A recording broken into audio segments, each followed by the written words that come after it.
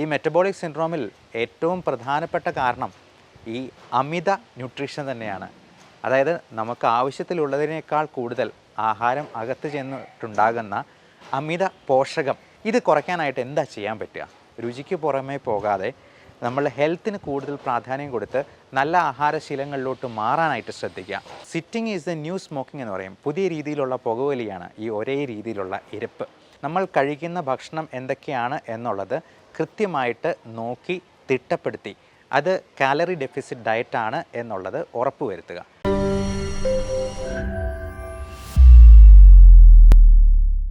Fatty liver, PCOD അഥവാ polycystic ovarian syndrome, type 2 diabetes, hyper tension, അമിതവണ്ണം, കൂർക്കം വലി, ഇതെല്ലാം ചേർന്നിട്ടുള്ള ഒരു സംഭവമുണ്ട്. മെറ്റബോളിക് സിൻഡ്രോം എന്നറിയപ്പെടുന്ന, ചുരുക്കപ്പേരിൽ അറിയപ്പെടുന്ന, ഇന്ന് നമ്മുടെ നാട്ടിൽ വളരെ സുലഭമായിട്ട് കണ്ടുവരുന്ന ഒരു അസുഖം. ഈ മെറ്റബോളിക് സിൻഡ്രോമിൽ ഏറ്റവും പ്രധാനപ്പെട്ട കാരണം ഈ അമിത ന്യൂട്രീഷൻ തന്നെയാണ്.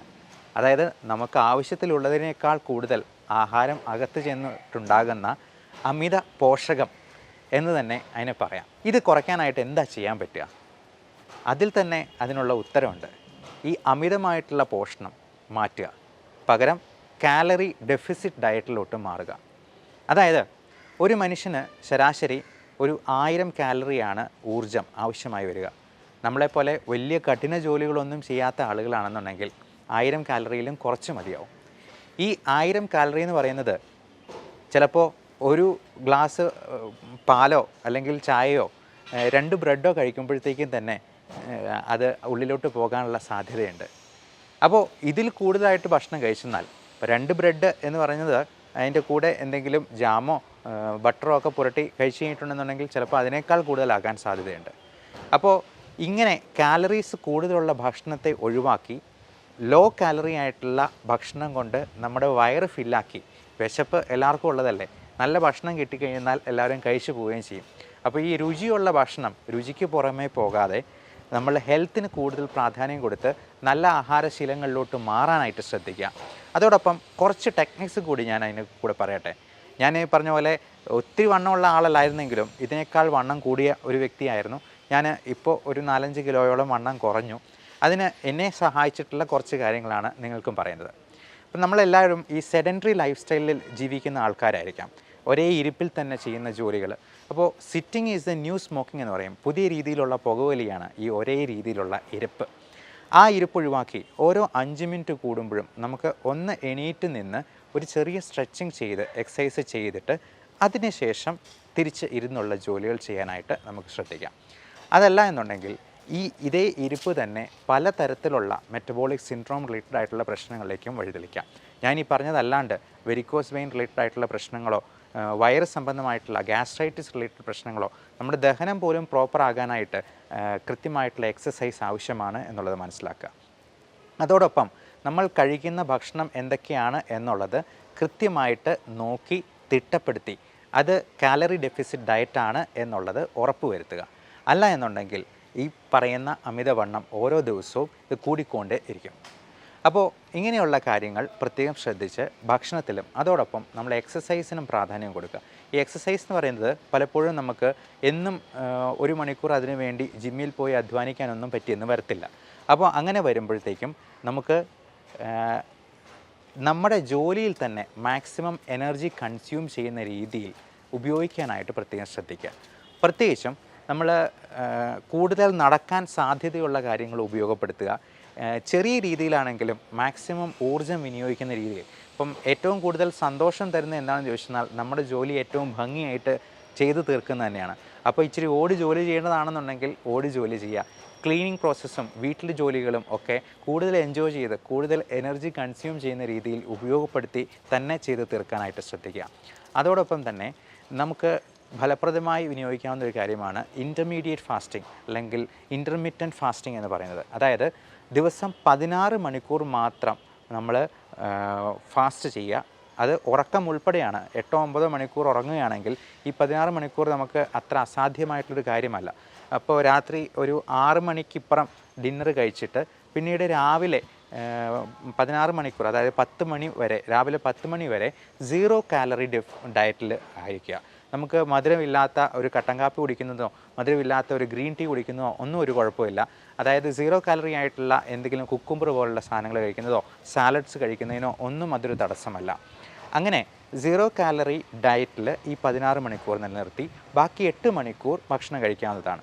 ഈ 16 മണിക്കൂർ എന്നുള്ളത് 18 മണിക്കൂർ ആക്കാൻ പറ്റുവാണെങ്കിൽ കുറേ നല്ലത്. അതോടൊപ്പം കൃത്യമായിട്ടുള്ള ഒരു വ്യായാമം കൂടി ശ്രദ്ധിക്കുക. പിന്നെ ഈ രുചിയുള്ള സംഭവങ്ങൾ, നമ്മളിപ്പോൾ ഒരു ബേക്കറി കയറി കഴിഞ്ഞാൽ എങ്ങനെയായിരുന്നാലും നമ്മൾ എന്തെങ്കിലും കഴിച്ചു പോകും. അപ്പോൾ അങ്ങനെയുള്ള സാഹചര്യങ്ങൾ പരമാവധി ഒഴിവാക്കാനായിട്ട് ശ്രദ്ധിക്കുക. മധുരം പൂർണ്ണമായിട്ടും നമ്മുടെ ഭക്ഷണത്തിൽ നിന്നും മാറ്റാൻ പറ്റിയെന്നാൽ ഏറെ നല്ലത്. പ്രത്യേകിച്ചും ഞാൻ അധികം ചോറ് കഴിക്കാറില്ല, ഞാൻ അധികം കപ്പ കഴിക്കാറില്ല. ഈ കപ്പയും ചേനയും ചേമ്പും ഒക്കെ അടിയിൽ വളരുന്ന സംഗതികളായതുകൊണ്ട് ഇതെല്ലാം വണ്ണം കൂട്ടാനായിട്ട് കാരണമാക്കുന്ന വളരെ പ്രധാനപ്പെട്ട സംഗതിയാണെന്നുള്ളത് പലപ്പോഴും മനസ്സിലാക്കില്ല. എന്നാൽ ചക്ക നല്ലൊരു ഫ്രൂട്ടാണ്, ധാരാളം ഫൈബർ കണ്ടൻറ്റ് അടങ്ങിയിരിക്കുന്ന ചക്ക കഴിക്കുന്നത് നമ്മുടെ ഷുഗർ കുറയാനായിട്ടും ബോഡി മെയിൻറ്റെയിൻ ചെയ്യാനായിട്ടും വെയിറ്റ് കുറയാനായിട്ടും കൂടി സഹായിക്കുന്ന ഒന്നാണ്. അതോടൊപ്പം മധുരവും ബേക്കറി സാധനങ്ങളും പരമാവധി ഒഴിവാക്കുക. അത് ഫുള്ളായിട്ട് നമ്മുടെ ജീവിതത്തിൽ നിന്ന് ഒഴിവാക്കാൻ പറ്റിയെന്നാൽ അത്രയും നല്ലത് എന്ന് നമുക്ക് മനസ്സിലാക്കേണ്ടിയിരിക്കുന്നു. അതോടൊപ്പം നമ്മൾ ചില അസുഖങ്ങൾക്ക് കഴിക്കുന്ന മരുന്നുകൾ അത് വണ്ണം കുറയ്ക്കാനായിട്ട് ഉപയോഗപ്പെടുന്ന രീതിയിൽ നമുക്കതിനെ മോഡിഫൈ ചെയ്യാം. ഉദാഹരണത്തിന് പ്രമേഹത്തിന് നമ്മൾ കൊടുക്കുന്ന മരുന്നാണ് മെറ്റ്ഫോമിൻ എന്ന് പറയുന്നത്. മെറ്റ്ഫോമിൻ നമുക്ക് ഒരു ദിവസം 500 മില്ലിഗ്രാമിൻ്റെ 4 ടാബ്ലറ്റ്, അതായത് 2 ഗ്രാം വരെ കഴിക്കാവുന്നതാണ്. ഈ മെറ്റ്ഫോമിൻ എന്ന് പറയുന്നത് നമ്മുടെ വെയിറ്റ് റെഡ്യൂസ് ചെയ്യാനായിട്ട് വളരെയധികം ഹെൽപ്ഫുൾ ആയിട്ടുള്ള സംഗതിയാണ്. അതുമാത്രമല്ല ഫാറ്റി ലിവർ പോലുള്ള അസുഖങ്ങൾക്ക്, PCODക്ക് ഒക്കെ ഈ മെറ്റ്ഫോമിൻ മരുന്നുകൾ കൊടുക്കാറുണ്ട്. അത് ഹൈപ്പോഗ്ലൈസീമിയ, ഷുഗർ താഴ്ന്നു പോകുന്ന ഒരവസ്ഥ ഉണ്ടാക്കത്തില്ല എന്നുള്ളതാണ് അതിൻ്റെ ഒരു അഡ്വാൻറ്റേജ്. അപ്പോൾ ഇങ്ങനെയുള്ള മരുന്നുകളെ കൂടുതലായിട്ട് നമുക്ക് ഉപയോഗപ്പെടുത്താനായിട്ട് ആ രീതിയിൽ മോഡിഫൈ ചെയ്യാൻ നിങ്ങളുടെ ഡോക്ടർക്ക് കഴിഞ്ഞേക്കും. അക്കാര്യത്തെക്കുറിച്ച് ഡോക്ടറോട് കൃത്യമായിട്ട് ചോദിച്ച് മനസ്സിലാക്കുക. അതുപോലെ ഷുഗറിന് ഉപയോഗിക്കുന്ന ഒരു മരുന്നാണ് പയോഗ്ലറ്റസോൺ. ഇതും ഫാറ്റി ലിവറിന് ഉപയോഗപ്രദമാണ് എന്നുള്ളത് തെളിഞ്ഞിട്ടുണ്ട്.